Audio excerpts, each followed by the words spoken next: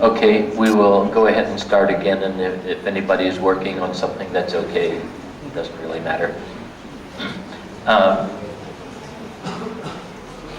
I noticed here, they're not in this room, but in another room, we have some students here who have been for a year and a half or so in the Khalifa program. So they are hopefully well on their way to being good Khalifa of Allah, which is very nice to see them.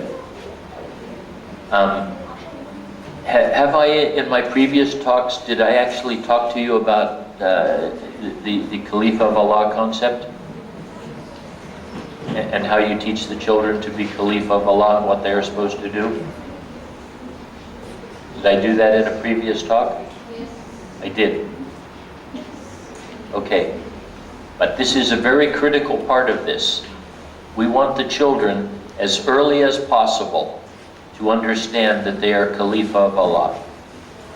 When the little tiny kids used to come into what we call the Khalifa Lodge, or our particular sort of nice area in the Adni school where the kids could come in and hang around, we used to greet them with, welcome sweet little Khalifa of Allah. So we get this idea into their mind that they are Khalifa of Allah. Because the reason being, and I don't know whether I gave this, one of the problems of giving a lot of talks is you lose track of what you have told any particular group. But if I have mentioned before about dissipation of energy, I will mention it again because it is really very important. We could ask people just to do all the different things that Islam asks us to do, all these good things. And we could have people focus on all of these different things. And then their focus is spread in a lot of different ways. But if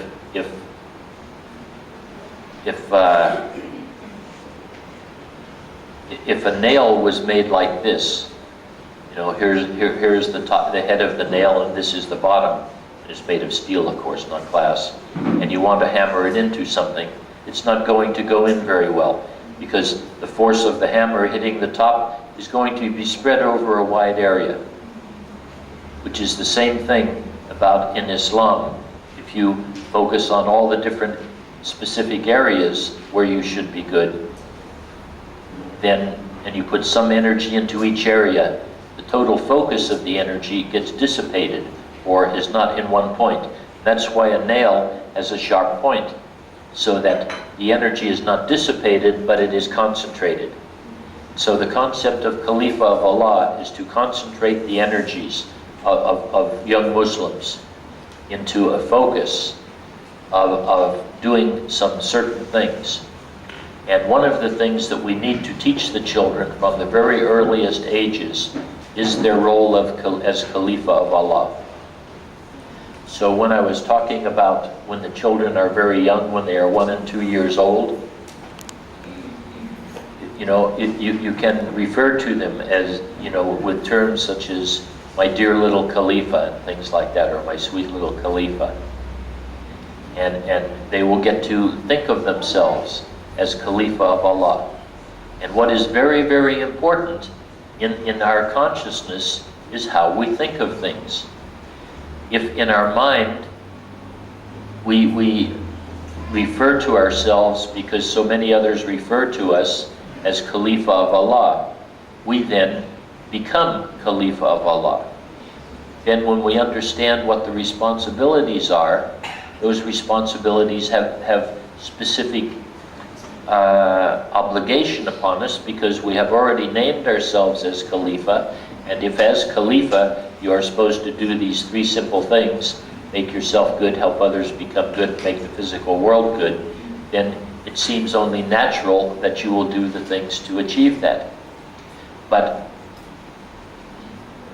another reason for this is, I was talking with someone a little bit about this over the break. It is unfortunate that Shaitan has been so successful in the world today that he has made Islam in its traditional means of transmission from those who have knowledge to young people who don't have knowledge. Allah has created a situation where many young people find that boring. And it is a real shame.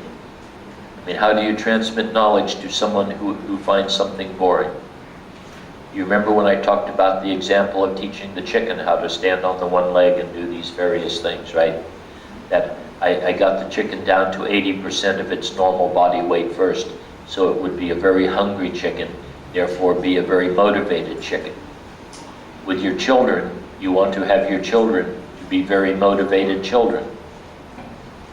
And the concept of Khalifa of Allah offers the ability or the opportunity to develop a huge degree of motivation, because I gave a talk to a large number of children about a year ago, not children, teenagers, and there were, I don't know, hundreds of them, I don't know how many hundred, and basically these teenagers, probably something like 80 or 90% of them were sent by their parents, perhaps a little bit against their will, to this camp. And their parents would like them to be a bit more Islamic than they were. So they sent them to this camp. And one of the speakers, it was a very interesting and exciting speaker from Egypt, Brother Moaz, and the kids really enjoyed him. But I was there. I was to be the other speaker there, and I showed up in the middle of one of Brother Moaz's talks where I first got to the camp. And when I walk in, I'm wearing a juba and the serban, but then my beard was very long. I had all the chemotherapy then, and some of the kids said later after the talk, he said, when you walked in, we thought, oh no, this guy is going to read Quran at us and tell us how terrible we are. But instead, they got a very exciting talk about what it means to be Khalifa of Allah, and a scientific proof of the existence of God, and their place in the scheme of things, which I often like to refer to as Allah's grand plan.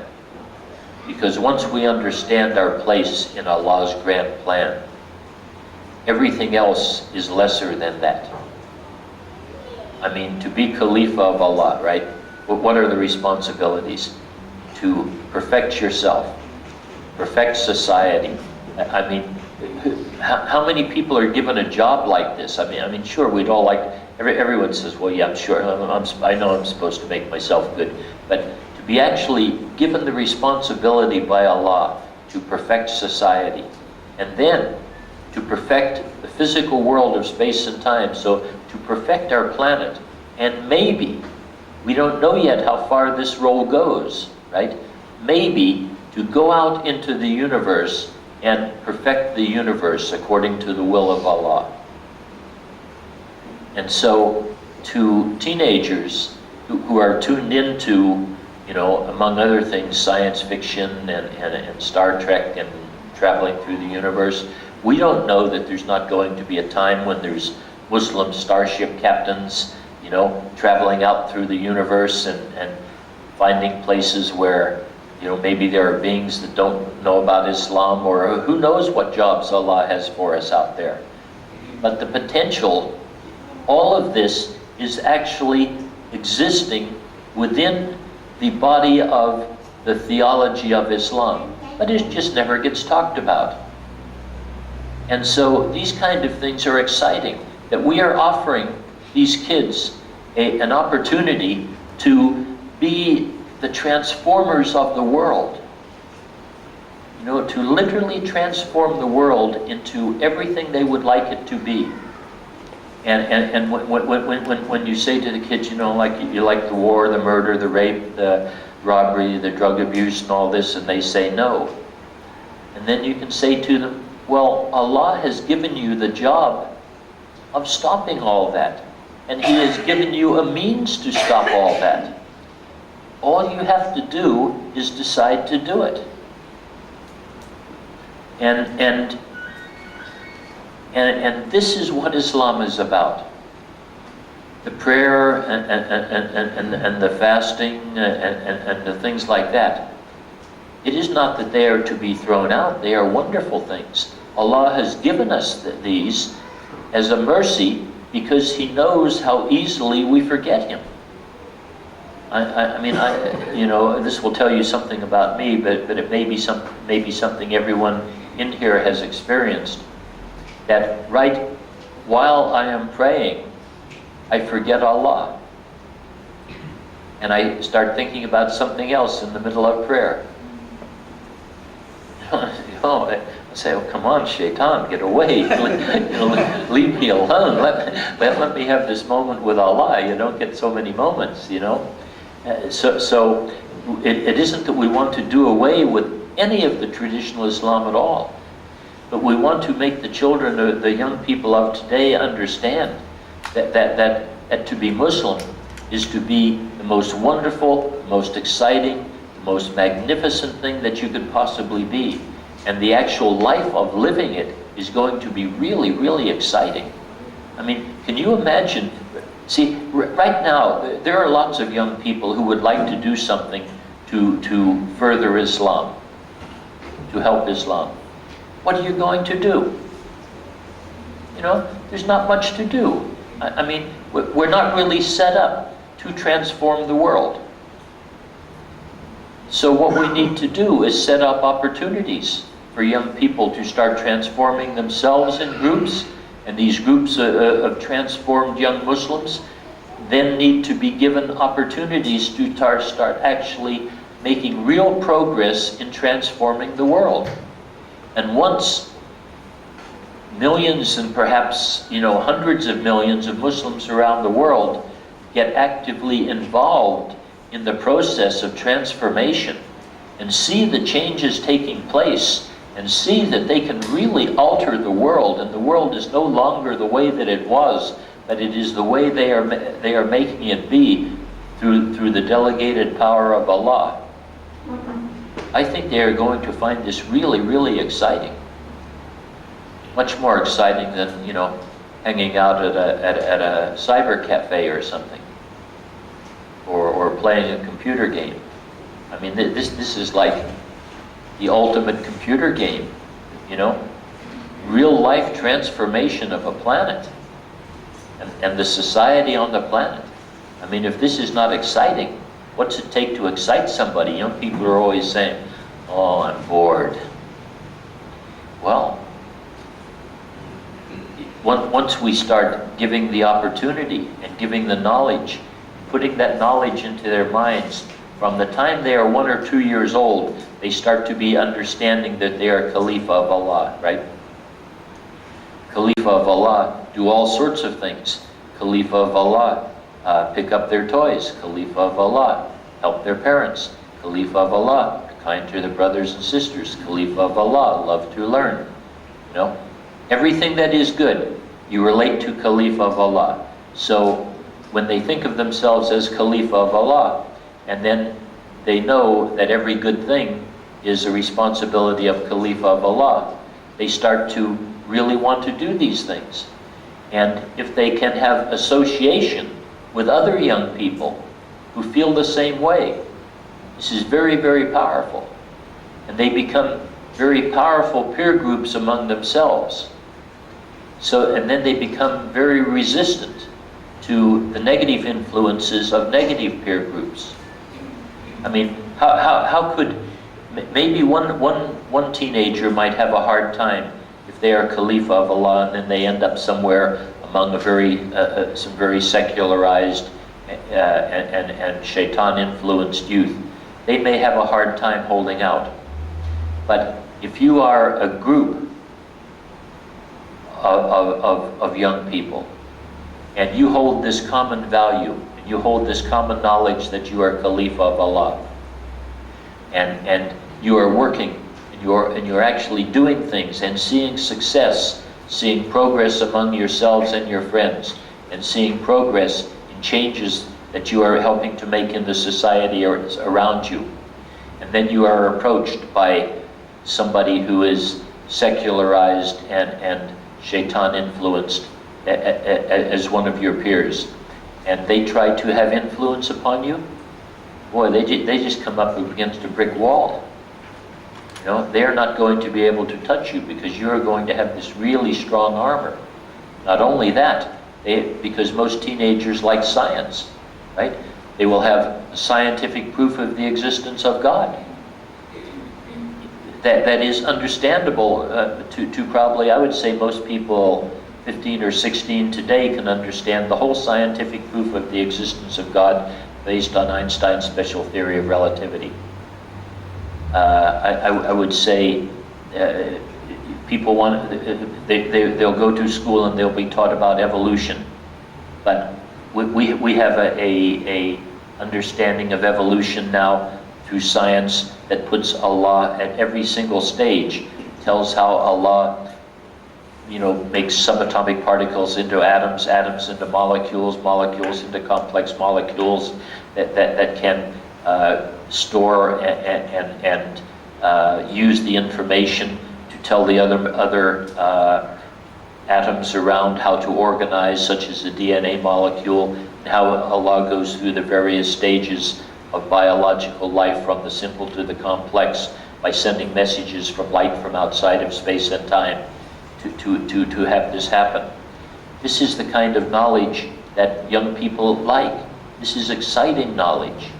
And to see then that they are part of this grand cosmic plan that Allah has gone on for 14 or 15 billion years, setting up the world here on earth so that we have the opportunity to do this. But that because we didn't realize the magnificence of Islam, and we got too caught up in just the practice of the daily prayer and the fasting and things like that, until, and you know, shaitan does not only influence outside of religion, shaitan will influence inside of religion also. So shaitan doesn't mind if he can convince people that what is valuable or what is not valuable in the world is, you know, if he can get teenagers to think, oh, you know, prayer is boring, what's it get me? Because in an individual sense, if you have not already developed your relationship with Allah, I say this without any rudeness at all, prayer can be boring. You know, if you are only praying because your parents want you to pray and you don't have any feeling in there, prayer is a boring time. So, but if you understand how you are Khalifa of Allah and you are involved with your peers in actual activities where you see yourself changing and becoming very powerful, and I will use this term, risky term to use, but jihad warriors, because this is what the teenagers are to be. They are to be jihad warriors. But we don't want any jihad warriors going out there with guns and bombs. I mean, not only does Islam not like that unless it is necessary, we would be foolish. You're not supposed to go out on the battlefield when you're going to lose. If we go out on the battlefield with guns and bombs, we lose right away. So Islam does not promote it anyway, if there's any alternative, and it tells us not to do it because we're going to lose, because we're not in a position to win.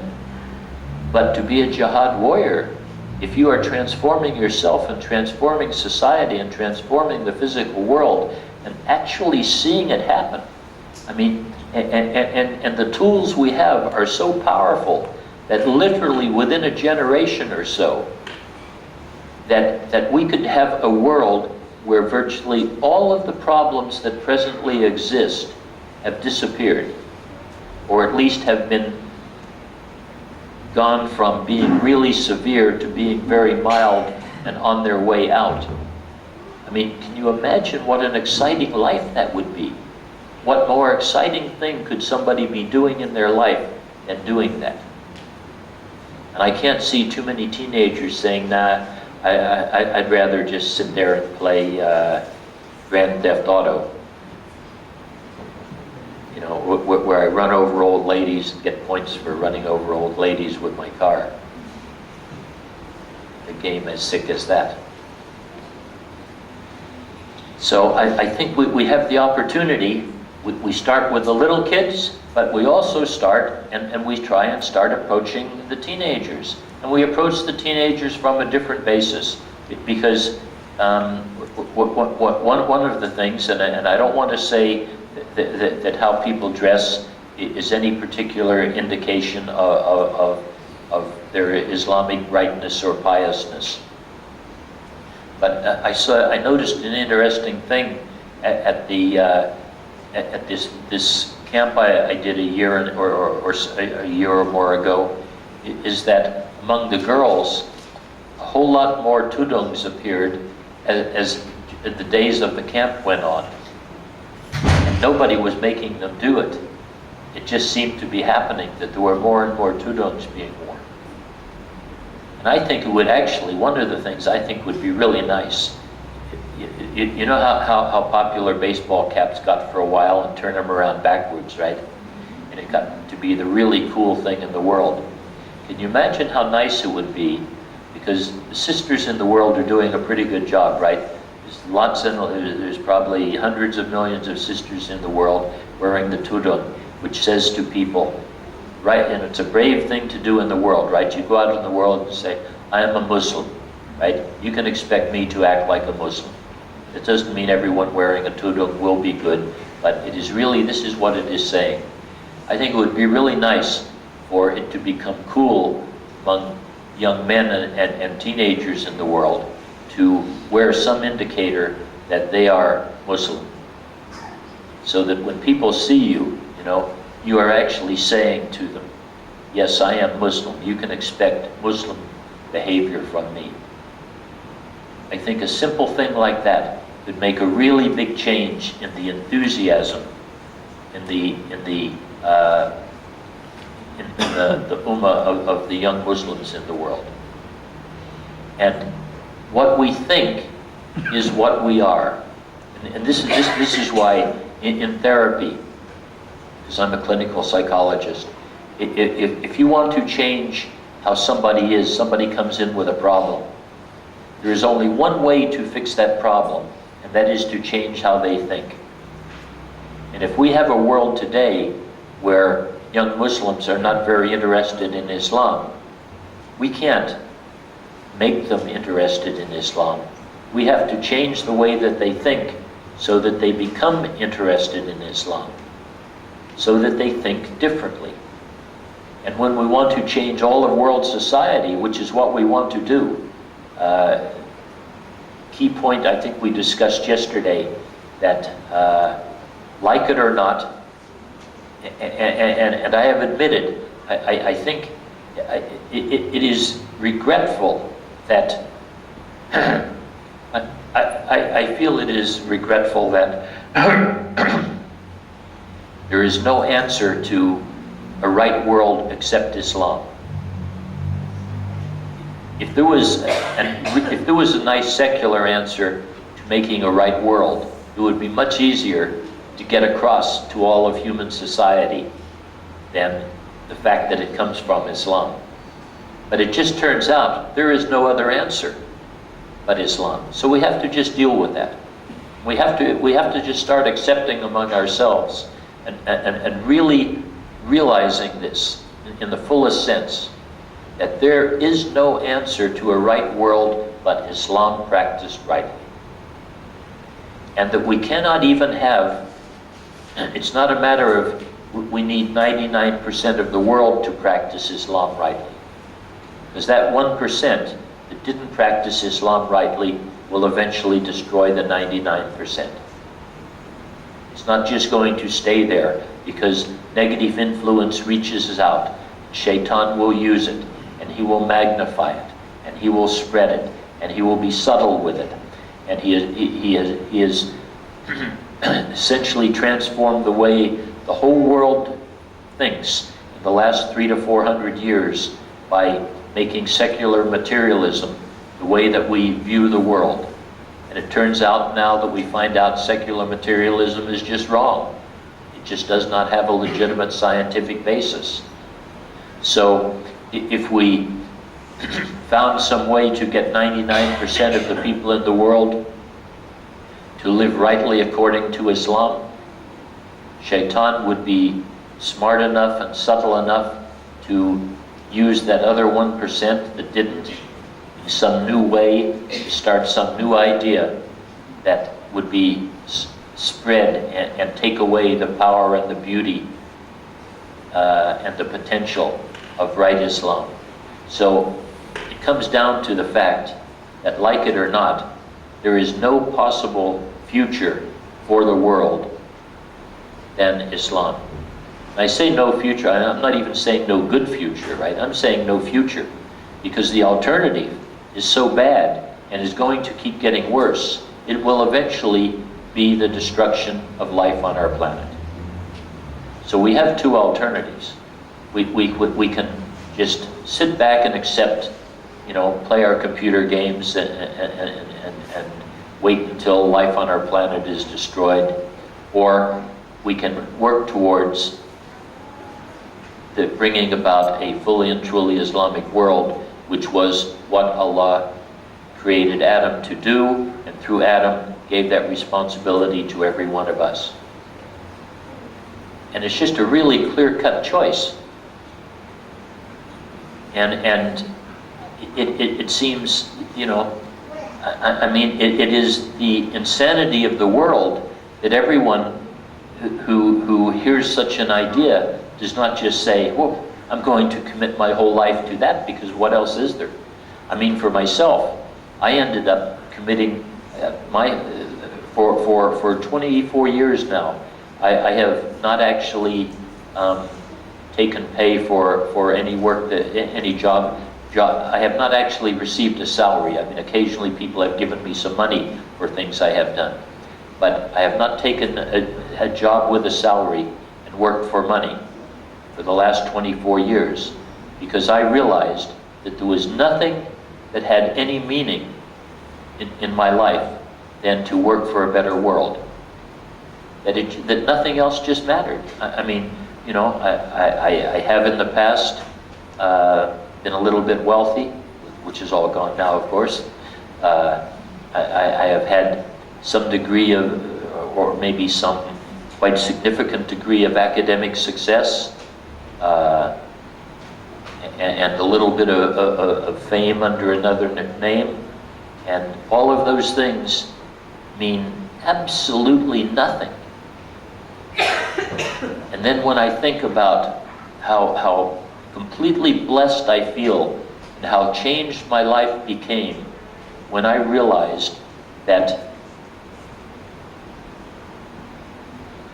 what Islam really was, and that I, among other Muslims and among other human beings, not just other Muslims, am a Khalifa of Allah, and that the power exists within each of us, and the knowledge exists in the world to transform a world which is just so full of horrible things that every day, everybody probably knows, and I don't mean to be, I'm not looking for sympathy mentioning it, but everybody probably knows that unless there's some unbelievable miracle by Allah, I will die reasonably soon, right? I feel desperate that I don't want to go, not because I don't want to die. To die for a Muslim is not a bad thing, To die for a Muslim, particularly if you have a chance for paradise, is a really wonderful thing. Even if your reality is you have to go through hellfire first to finish your cleansing before paradise, it's still not such a bad thing. But what is a really terrible thing is to leave the world in the condition it is in without doing absolutely everything you can before you go. So I feel desperate to do as much as possible.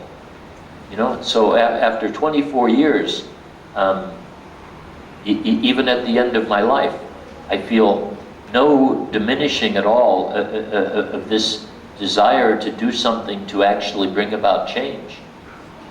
And myself alone, I can do absolutely nothing. And it's not about starting movements, it's about starting ideas, getting ideas out there so the ideas are in people's minds. You know, that once we realize we are Khalifa of Allah, we don't start a Khalifa of Allah movement that is a threat to everybody's government and a threat to the non-Muslims because it is some big movement that they have to worry about. Everybody just does, we are already all Khalifa of Allah. We just start doing it individually and in various size groups and in all the different ways that we can do it. And we start changing things. And it offers an answer for the many Islamic countries where people feel like maybe the government is not Islamic enough or is not interested enough in Islam. So you don't want to fight the government and try and push them into a degree of Islam that they feel not ready for. But what you start doing is just transforming the society around the government until all the young people become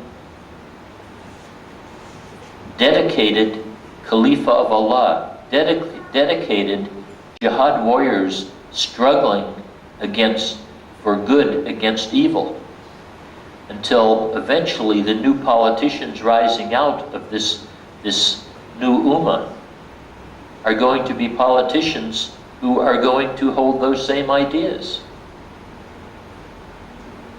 And in Islam, Allah always sets the condition to be right before He tries to make something happen. He doesn't just force something to happen when the time is not right. Which is why what we need to do is as we are transforming the world, we are actually transforming the environmental conditions of the world so that they are right for people to be receptive to Islam. And this thing I have said to you a number of times, there is nothing so powerful as an idea whose time has come. And we want to make this the moment that the time has come for Islam being understood as Muslims being Khalifa of Allah, with the knowledge of science to back it up, with the knowledge of the laws of learning to raise good children. I mean, the simple process that I have talked about today, raising children, you do this and you are guaranteed raising good children. The only terrible thing is, after you have raised these good children, if we don't change the world, these good children will be sent out into a terrible world, and a lot of these good children will be turned into bad children. This is why I say, not to be harsh, but to parents, that any parent who is not doing everything they can to make the world a right place, a right Islamic place for their children to go out into, is guilty of child abuse by neglect. I mean, there is just no question. You do this simple thing that I have described here, and your children will grow up with all of these good characteristics and whatever other ones you choose to have from them. Guaranteed. Allah has made us that way. You do these influences, you write those good messages on the child, and that is who the child will be.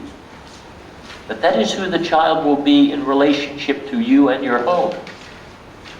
But when the child goes outside the home now, or unfortunately even in the home if they turn on the TV, they are going to be susceptible to, you know, I say to people sometimes, if you hear a knock on your door and you open it and it is shaitan, are you going to ask him in?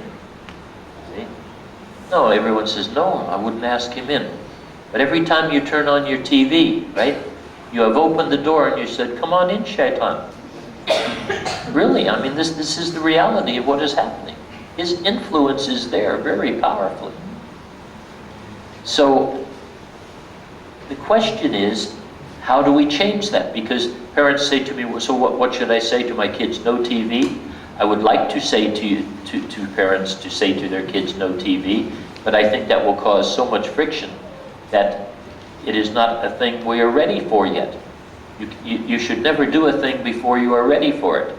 So we need to set a condition that in the environment of the world and in world society, so that people do not desire TV. You know, as long as people desire all the bad things on TV, as long as people want to see Christina Aguilera sing some song called Dirty while she's in her underwear, then they will show that to you on TV. But when people don't want to see that, they'll quit showing it. So we have to take the market for the things that Shaitan wants to impose upon us. We have to take the market away from society. And we can do that by changing the minds of enough people in the world. We have 1.5 billion Muslims to start with. And we have, you know, I think many Muslims who live in Muslim countries do not know how attractive Islam would be to non-Muslims in the West if the non-Muslims in the West really knew what Islam was. I mean, Islam is really, really attractive as a religion and as a way of life.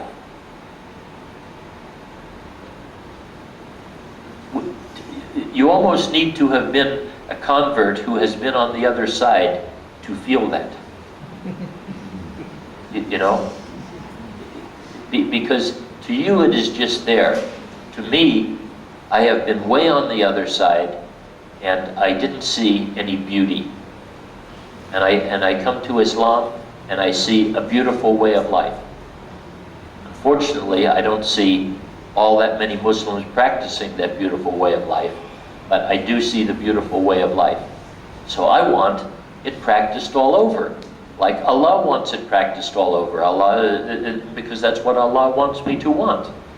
And so Allah has helped me by the messages that have been written in my consciousness now to think differently and to have put really high value on these beautiful things that are in Islam.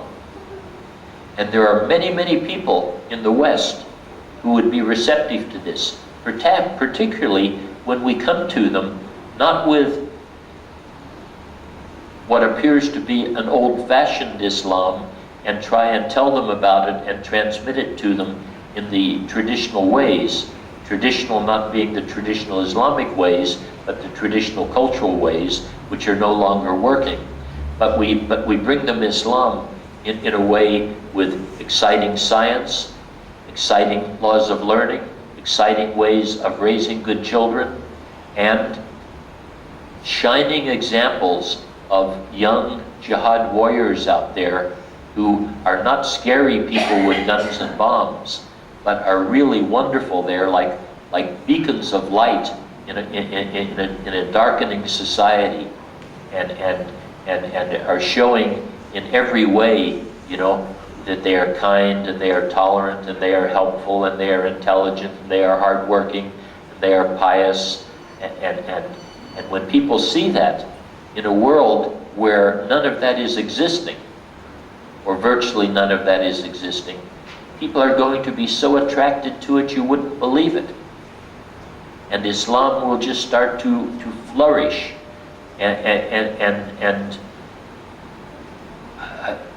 Literally, I'm convinced that this is not an unrealistic timeline. A generation or so, virtually everyone on the planet could be following an Islamic way of life. This doesn't mean really, in the beginning, that within a generation or so everyone will be Muslim. The step toward that is, as I mentioned a number of times, there are two categories of things in the world. that which Allah says is okay and that which Allah says is not okay. It is possible to be a non-Muslim and stay within the realm of what Allah says is okay. And this is what we need to start working toward. And I mean seriously working toward. And the fact that we can have all of this sitting here as an opportunity that really can be done, but maybe we won't do it. I mean, this is the like the insanity in the world, you know? You say to people, look, you have two options. You can keep going along this path, and it's already bad, and it's going to get worse and worse, and eventually it's going to totally destroy you and all of society. Or you can go this other way, which is really wonderful, and ends up with a world that is just beautiful and exciting and wonderful to live in every way. Which one do you want? And a really large number of people are going to say, well, I'll just keep on going and go ahead and die and let society get worse and worse. This is how effective Shaitan has been. I mean, if you had to say who is winning the battle right now, Shaitan is winning the battle. Shaitan is way ahead. But when Allah says to us that there is a cure for every illness, right? There is a cure for the general insanity of world society. And we even know what it is now, because Allah said, there's a cure for every illness, some you may know, some you may not.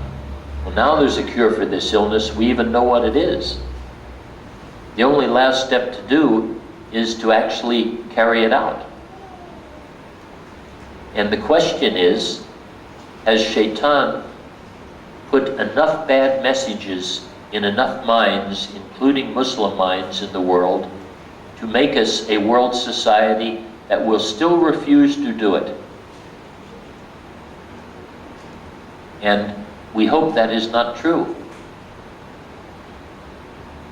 And we hope that there will be people, you know, not that I'm trying to get anyone particularly to sign up for for any of these four groups, although I wish everyone would, but I'm not saying this to get you to sign up. But there is nobody who is not capable of doing something.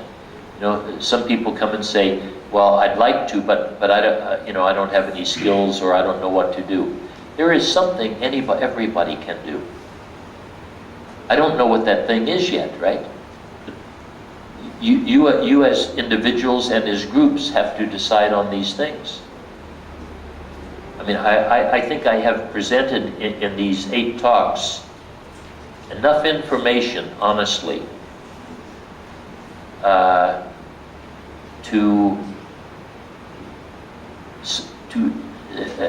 a sufficient amount of information to bring about a worldwide transformation to a fully and truly Islamic world.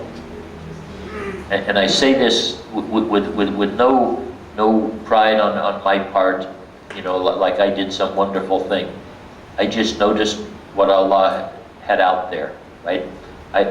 It's like if I read the book, the Quran, and I tell it to people and it has an effect. I have no credit for that. Well, I happen to have spent my life reading the other Quran, the Quran of the universe. So I can't take any credit for what Allah has put there for me to read.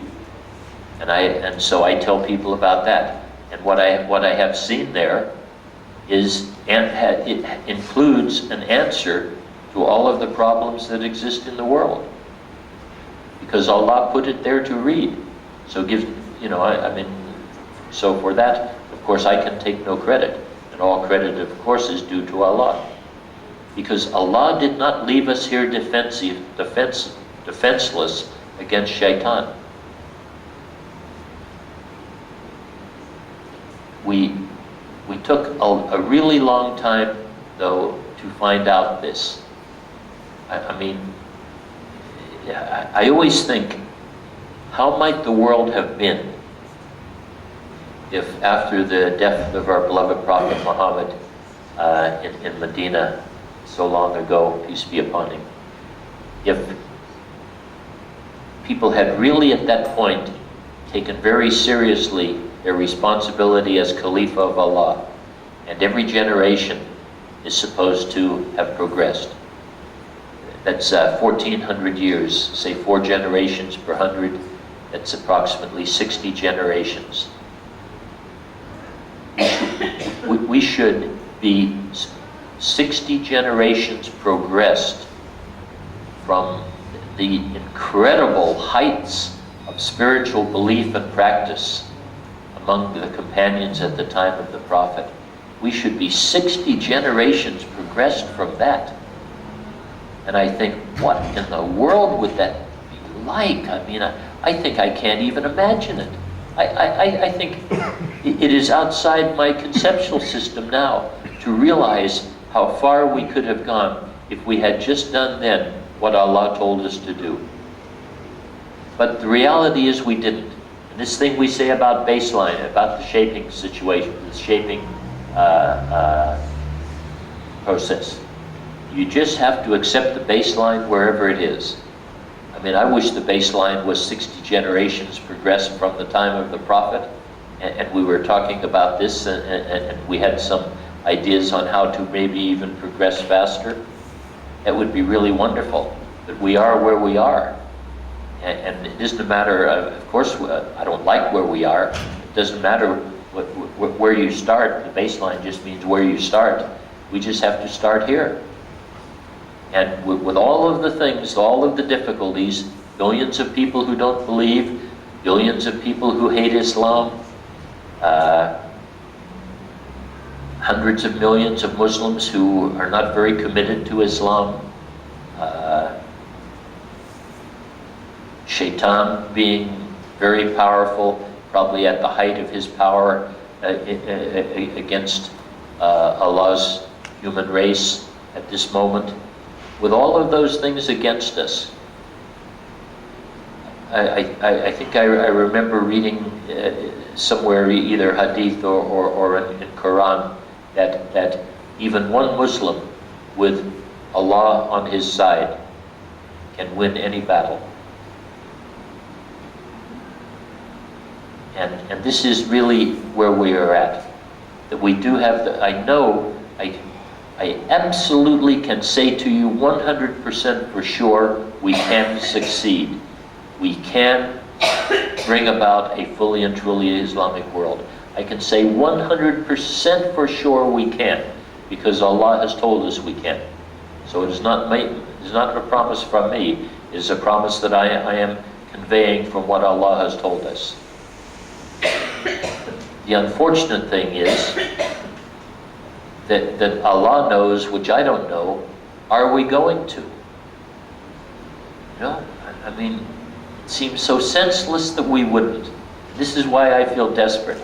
I mean, you know, in a few more months probably I'll be gone, and I won't even know whether, or maybe I will. I mean, who knows? Not honestly that I expect immediate entry into paradise. I think I may have to be cleansed a bit more through hellfire first. If that's how it has to be, that's how it has to be. But I hope that one of the things that is available from paradise when I eventually get there is to be able to look to see the physical world and know what is happening, because I do feel I am really missing out not to be able to be here and see this change take place if it takes place. Because it is going to be the most wonderful thing that could ever happen. And when I consider a billion or billions of Muslims really practicing Islam, and the world changing in the natural way that it would because of the way Allah has created things on the basis of that. Oh, what a beautiful thing to see. What a beautiful thing it will be. So I guess there's really not much more I can say. You know, I have told you all the different parts of this. There will be different degrees of belief in here on you know, how likely it is, or, you know, I say I guarantee we can. That doesn't mean every one of you believes my guarantee, even though the guarantee is really coming from Allah. Some of you in your hearts may be saying, yeah, but you know, the world's so bad we don't really have a chance. And anyone who believes that, right, that belief is really loved by Shaitan. And you are a helper of Shaitan if you believe that. If you do even a little bit, then there will be great mercy from Allah.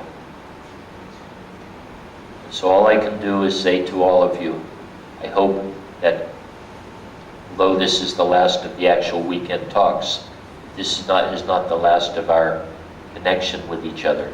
And various people will be part of the different things, and we will start something.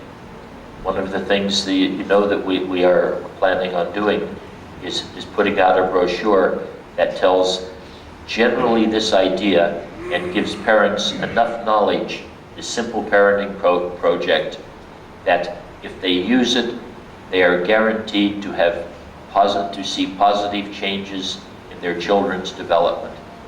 And we want to get enough of these out to perhaps 1 million families in Malaysia. And if we can get this out to 1 million families in Malaysia, the idea will be hard to disappear. Because when people try it, it will work. Once they try it and it will work, then they'll be more enthusiastic. Right now, you have just heard me talk about it. Some of you probably believe me a lot, some of you believe me a little, maybe some of you don't believe me at all. You know, these are the various possibilities. But when people start actually trying out these things, seeing how well they work, how easy they are, you know, when Allah said that He has made our way of life easy for us, I think we didn't realize how really easy He did make our way of life for us. That we made it hard, right? The fact that it is hard right now to be raising good children is not Allah's fault. Allah gave us a world where children would virtually naturally grow up to be good Muslims. And we didn't, and we let that go, and we lost it, and we end up in this place now where it is virtually impossible. Not impossible, but it is extremely hard to raise children to be good Muslims. And if we don't do what Allah has asked and transform the world into a right Islamic world, it's just going to get harder and harder until it is impossible. So I hope some of the words that I have said, that Allah has allowed them to get written deeply into your consciousness. From your consciousness, they will touch your heart, and you will actually do the things that it takes to get from where we are, this world that is really quite a terrible place today, to a beautiful, wonderful, magnificent, if I could pick every good adjective in the whole world, it would be describing what a right Islamic world would be. It will be that wonderful. So I hope that you will be part of this transforming generation, and we will not be going down, down, down anymore as Shaitan wants us to go, and we will stop and say no more. We start back up, and we do whatever it takes. And whatever it takes is only positive things. This is very important to understand. We cannot succeed through any negative means. We can only succeed through positive means. And it can be a journey that would be the most worthwhile journey that you have ever taken in your life. And even though you are Muslim, within being a Muslim, you can still be transformed and changed. And I am so blessed by Allah that He has taken me from a secular materialistic lifestyle to one where All I care about is how much I can do in service for Allah and His Ummah. And that is, it is a wonder to feel that and to have that in life. And I hope all of you can have that in your life, and all of you can be part of this. Matter of fact, I hope every single one of you could be more effective in doing things to bring this about than I have ever been. And I apologize to Allah that I have not been able to do more. Or not that, no, that's actually a lie. I have not been able to do more. I have certainly been able to do more. I, through my various weaknesses, have chosen not to do more. And now I regret it very much. And so I will just keep trying to do as much as I can for the rest of the time that I have. And I hope that all of you will try too. So I thank you very much, my dear brothers and sisters, for letting me have this talk with you. And we will see where things go from here. And I hope they are on the path towards a fully and truly Islamic world. Assalamu alaikum. And if there are any questions or comments, of course, they are always welcome. Yes, sister?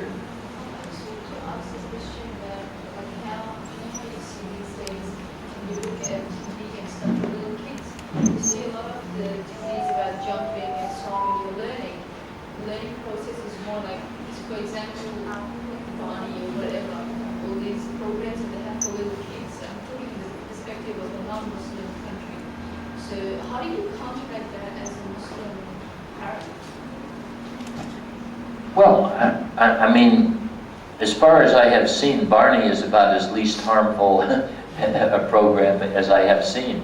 But what we really should be doing, and where we have missed out greatly, is are all the good Islamic programs?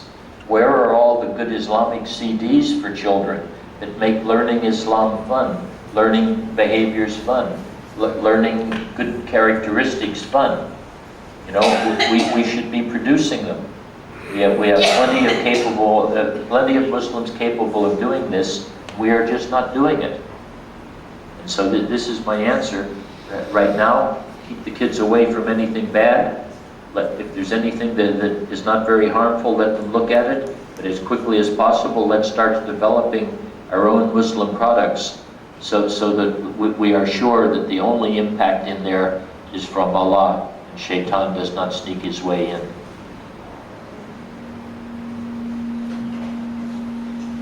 So maybe we are done, and I thank you very much. For me, these 8 talks have been a real pleasure to have the opportunity.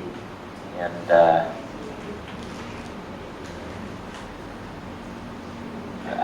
I appreciate very much that you have allowed me that opportunity. So thank you.